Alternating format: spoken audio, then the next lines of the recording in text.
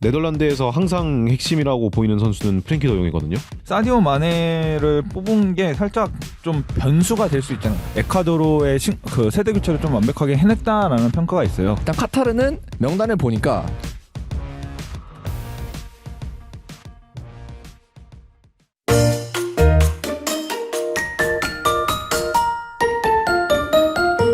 안녕하세요, 축팬 서은성입니다. 오늘은 A조 그리고 B조 월드컵 프리뷰 진행해보도록 할 텐데요. 그 전에 소개를 해야죠.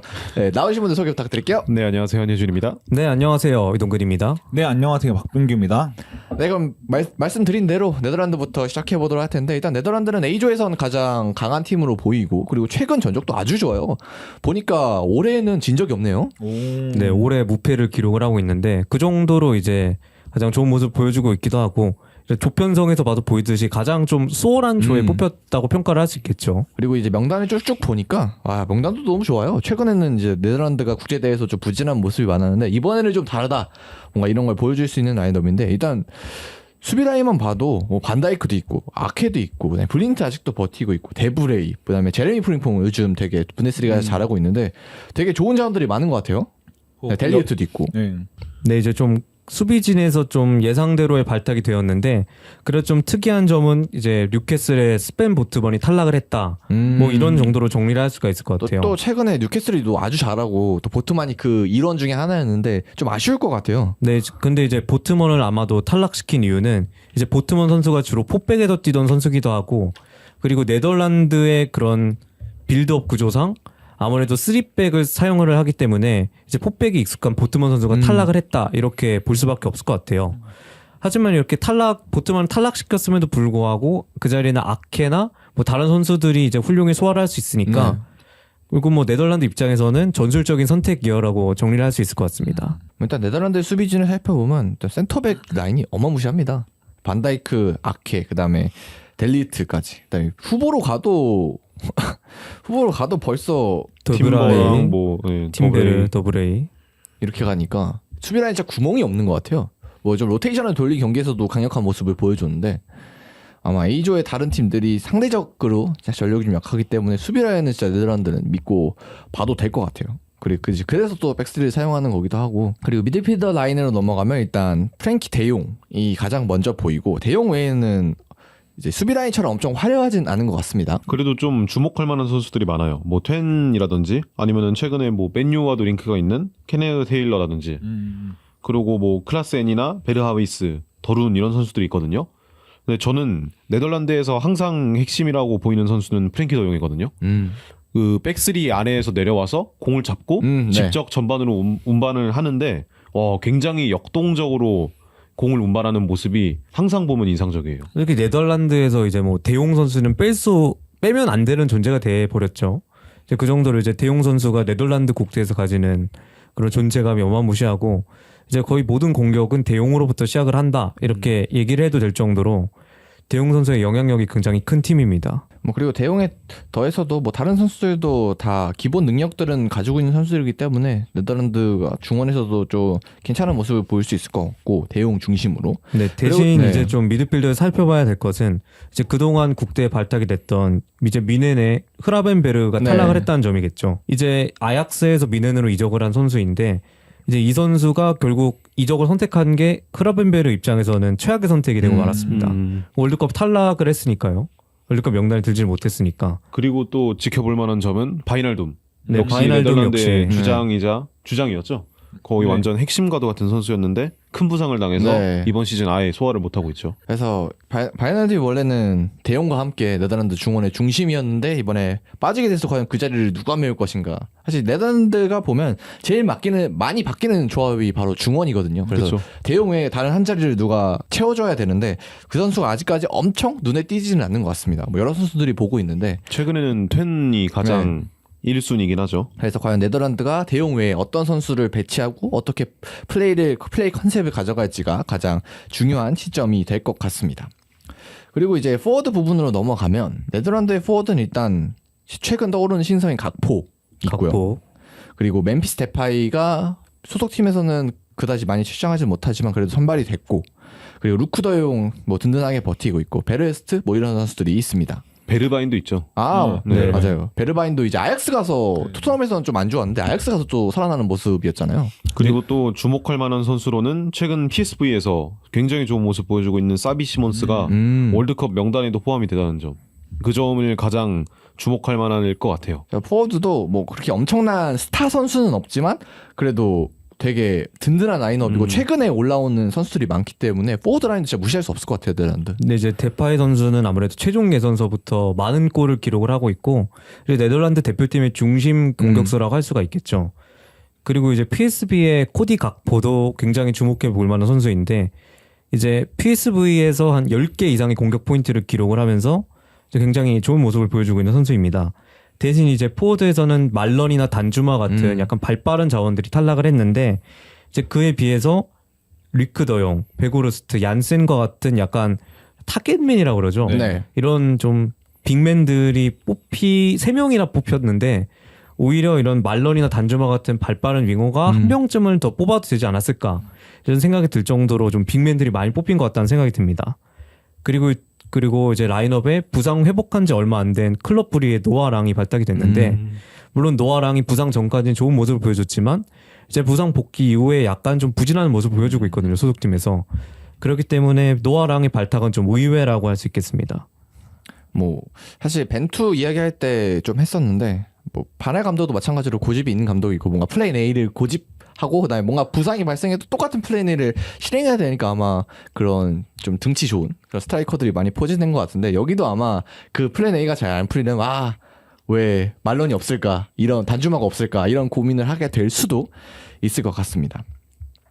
근데 네덜란드 스쿼드는 이렇게 전체적으로 살펴봤는데 그럼 네덜란드는 약간 어떤 점을 주목해서 경기를 볼 때 보면 좋을 것 같을까요? 네덜란드에서 좀 주목해서 네. 볼 만한 점은 이제 공격진의 코디 각포가 이제 저는 개인적으로 이번 월드컵에서 가장 좀 기대되는 라이징 스타 중에 하나이지 않을까. 네. 그 정도로 이제 PSV에서 소속팀에서 정말 좋은 경기력과 스탯 생산에 있어서만큼은 정말 걸출한 모습을 네. 보여주고 있어서 저는 오히려 공격진에서 이 선수를 좀 더 주목해 보면 좋을 것 같다는 생각을 했습니다.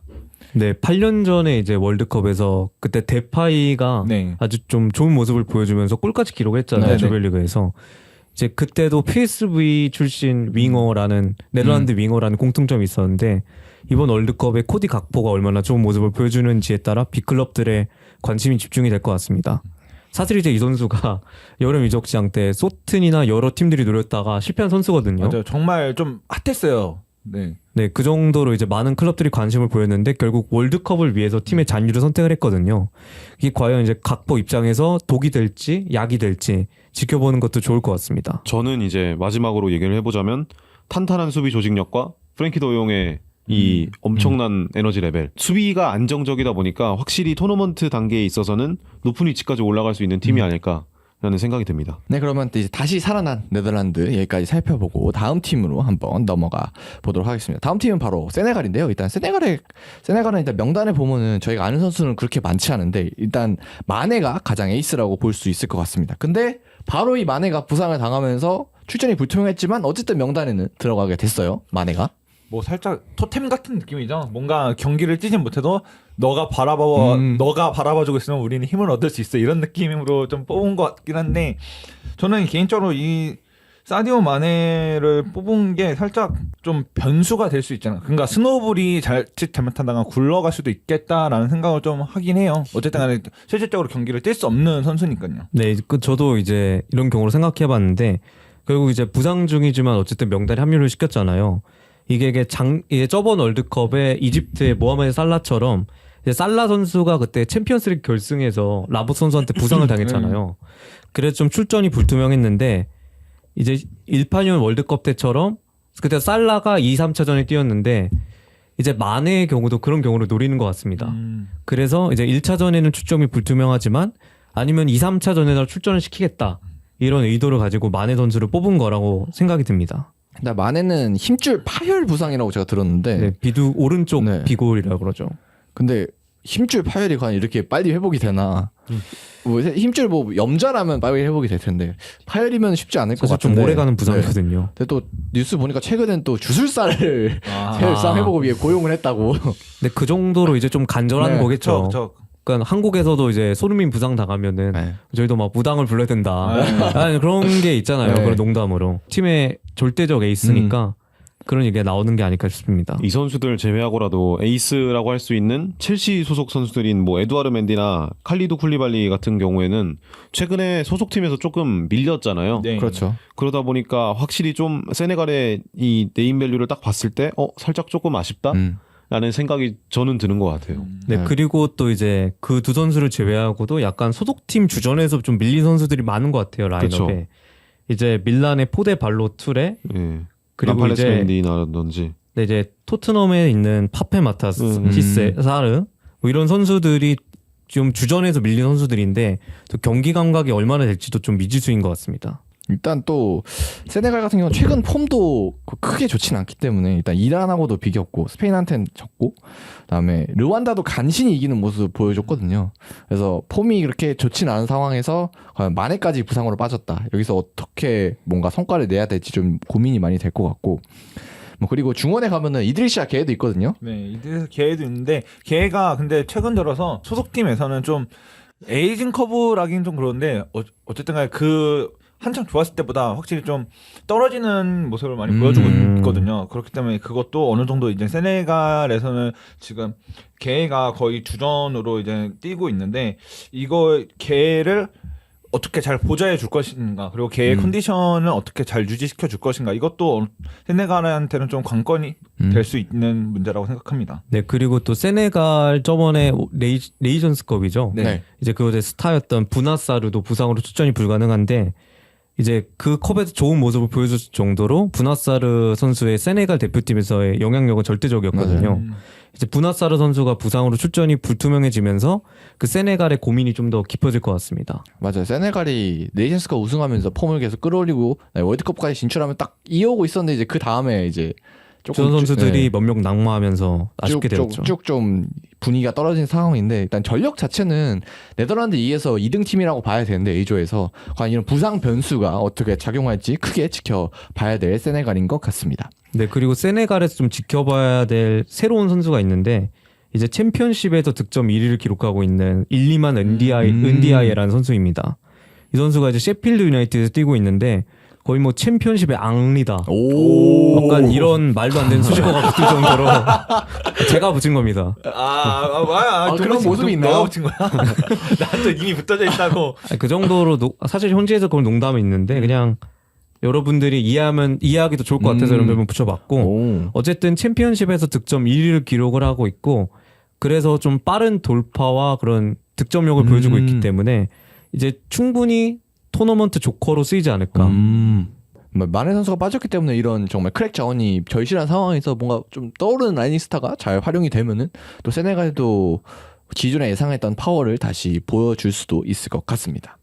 자, 그럼 세네갈 여기까지 정리해 보고요. 에콰도르로 한번 넘어가 보도록 하겠습니다. 사실 에콰도르는 이 명단만 보면은 야, 이거 누구를 잡아야 되나, 누구를 네. 포인트로 잡아야 되나 어려울 정도로 저희가 알려져 있는 선수는 많지 않은데 알려져 있는 선수들을 좀 찾아보자면 일단은 브라이튼에서 뛰고 있는 카이세도, 카이세도가 있고 네, 에스투피난 이런 선수들. 에스투피난이 있고 그리고 레버쿠젠의 피에르 은카피에 선수가 있겠고요. 그리고 뭐 좀 포워드에서 이제 주장 원장을 달고 있는 엔네르 발렌시아가 예전에 예전에 선수였죠. 에버튼에 있었고 네. 그리고 좀 EPL에 오래 전서부터 팔로잉 해오셨던 분이라고 이 선수가 웨스트햄에 있다가 에버튼 온 거기 네, 때문에 맞아요. 네. 뭐 좀 어느 정도 좀 친숙한 그나마 좀 친숙한 이름이지 네. 않을까 싶습니다. 뭐 지금 터키 리그에서 뛰고 있는 걸 알고 있습니다. 네, 지금 터키에 뛰고 있고 지금 에콰도르에서 주장 원장을 달고 있는데 이 선수가 그나마 그래도 이제 에콰도르의 공격을 좀 잘 이끌고 있다라는 평가가 있어요. 주목해서 보면 좋을 만한 선수입니다. 또 주목할 만한 선수가 브라이튼 2명 말씀하셨잖아요. 네네. 네. 또 말고도 사르미엔토라고 네. 네, 윙포워드가 있는데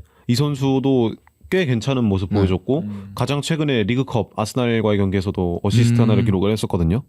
이 선수 역시도 좀 지켜보면 좋을 것 같습니다. 최근 폼 같은 경우는 일본하고 비길 정도로 그래도 뭔가 마냥 약팀은 아닌 모습을 보여줬고 그리고 남미 리그, 남미 그 조별 예선인가요? 그 퀄리파이에서도 아르헨티나한테 비길 정도로 약간 끈끈한 축구를 많이 보여줬기 때문에 뭐 전력 자체는 좀 다른 팀들에 비해 떨어질지도 모르지만 일단 마냥 무시할 수는 없는 것 같아요. 또 지켜볼 만한 선수 하나를 좀 추가를 하자면 곤잘로 프라타라고 레알 바야돌리드에서 뛰고 있는 선수거든요. 이 선수가 드리블 성공 횟수도 굉장히 많고 성공률도 굉장히 좋아요.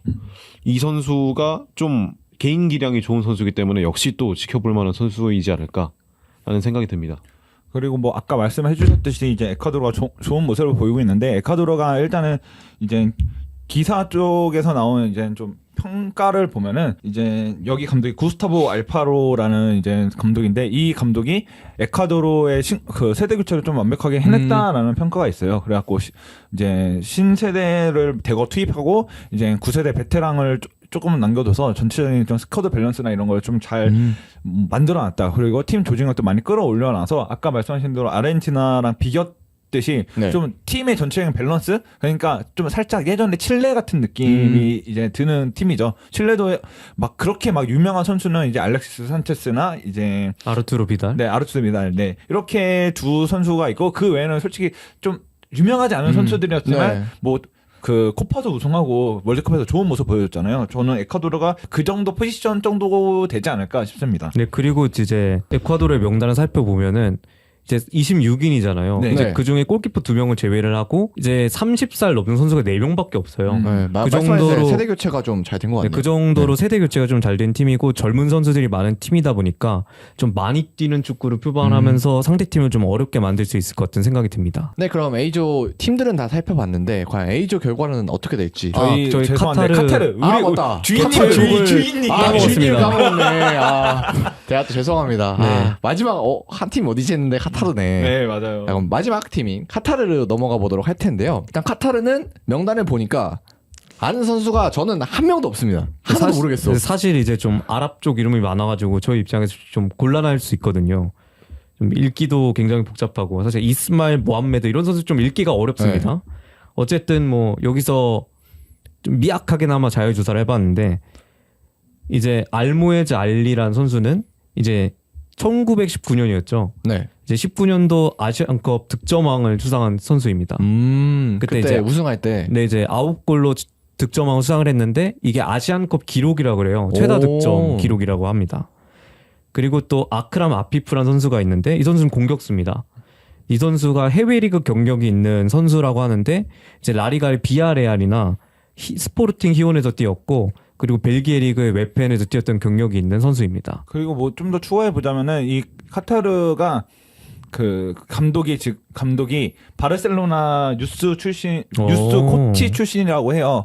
그래서 어느 정도 좀 카타르 축구 자체가 좀 바르셀로나의 축구와 좀 유사한 성향을 띈다라는 평가가 있고요. 그리고 그래서 그런지 몰라도 좀 카타르 자체가 좀 공격적으로 플레이하는 경향이 좀 있다고 해요. 물론 좀 카타르가 좀 많이 수비하는 양상이 많긴 하겠지만 그래도 좀 더 공격적인 플레이를 아마 좀 기대해 볼 수 있을 것 같긴 합니다. 그리고 바르셀로나 유스에서부터 카타르 U19 대표팀, U20, U23 대표팀을 모두 거쳤거든요. 그러면서 아시안컵 우승도 이뤄냈던 감독이기 때문에 확실히 좀 카타르에 대해서 잘 알고 자국 리그 선수들이 대부분이잖아요, 지금. 그러다 보니까 아무래도 좀 조직력적인 부분에 있어서는 좋은 모습을 보여줄 수도 있지 않을까라는 생각이 듭니다. 그리고 카타르는 이제 최근 경기들을 보면은 일단 뭐 알바니아, 파나마 이런 약팀들을 상대로는 꾸준히 승리를 거두는 모습을 보여주는데 일단 캐나다 상대로 졌고요.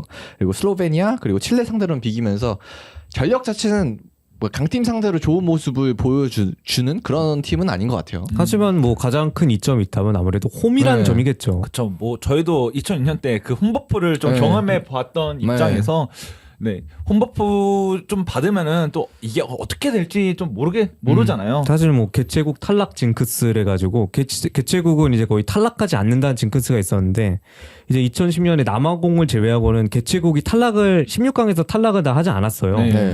그 정도로 이제 개최국에게 아무래도 홈버프가 있다 보니까 카타르의 약간 그런 것도 무시할 수 없을 것 같습니다.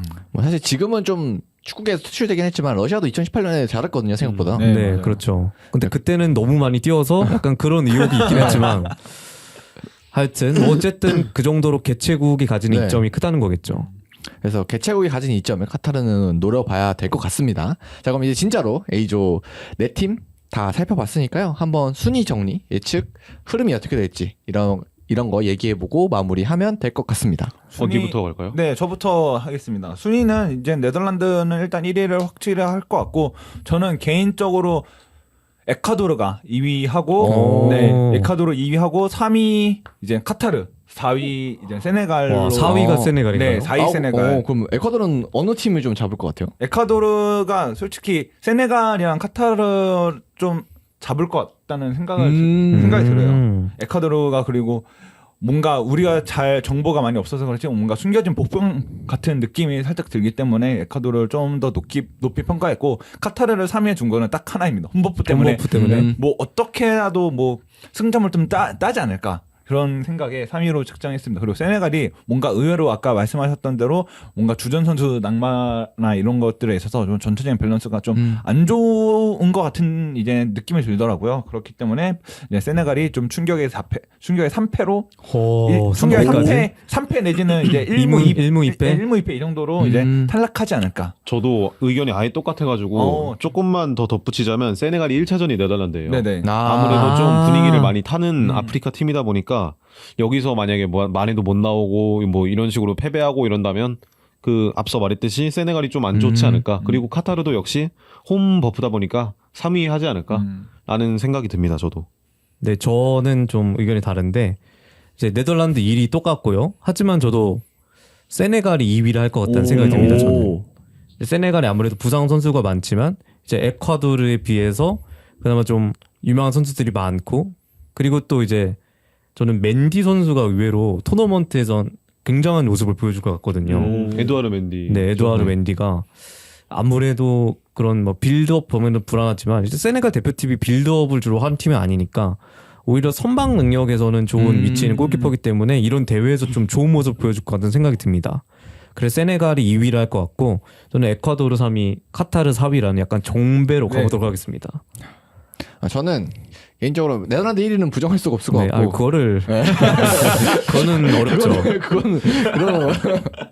그거를 뒤집는 건 불가능할 것 같고, 저는 일단 카타르가 의외로 잘할 수도 있다. 카타르 2위를 보시는 설마요? 건가요? 카타르 2위인가요? 2위는 아니고, 그러니까 한계가 3위인데 있지. 1승전도 할 것 같아요. 1승. 아, 1승. 1승? 그래서 이 1승 재물이 누가 될 것이냐를 봐야 되는데, 일단 네덜란드 좀 힘들더라도 일단 세네갈이냐 아니면은 에콰도르가 비빌 것 같거든요. 이 둘 중 하나는 이제 카타르가 같이 발목을 잡고 내려갈 것 같은데, 과연 그게 누가 되냐, 과연 카타르한테 누가 발목을 잡히느냐. 그래서 저는 개인적으로는 그래도 세네갈이 좀 2위로 가지 않을까 생각을 합니다. 그래서 에콰도르는 또 약팀을 막 그렇게 강하게 때려 눕히는 힘은 좀 그래도 떨어지기 때문에 세네갈보다는, 그래서 카타르를 잡는 세네갈이 좀 올라갈 것이다, 이렇게 생각을 합니다.